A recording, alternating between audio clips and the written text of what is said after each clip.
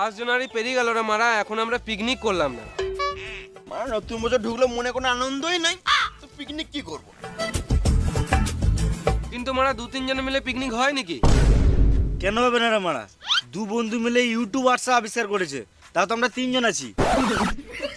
মারা ফেসবুকে আবার একজন আবিষ্কার করেছে। বাল বেটা, ওদের বাপের টাকা আছে। ঠিকই মারা, কিন্তু আমি একটা কথা বুঝতে পেরেছি না। কি কথা রে মারা? মারা পুরোনো বছর থেকে নতুন বছর একদিনে পক করে ঢুকিয়েছে, এটা তো উচিত নয়। কেন? আমার মনে হয় পুরোনো বছর থেকে নতুন বছর ঢুকতে মোটামুটি 1 সপ্তাহ লাগা উচিত, মানে 7 দিন গ্যাপ দরকার। ঠিক। মানে 31শে ডিসেম্বরের পর 1 জানুয়ারি একদিনে পক করে ঢুকেছে, এটা আমার কোনো মানে? এটা আমার কোনো কথা? এটা মেনে নিতে হবে। হ্যাঁ মারা, দুর্গাপূজার মতন 1 সপ্তাহ যদি থাকতো তাহলে ভালো হতো। এটাও মেনে নিতে হবে। চ রে ভাই, পিকনিক টিকনিক করি।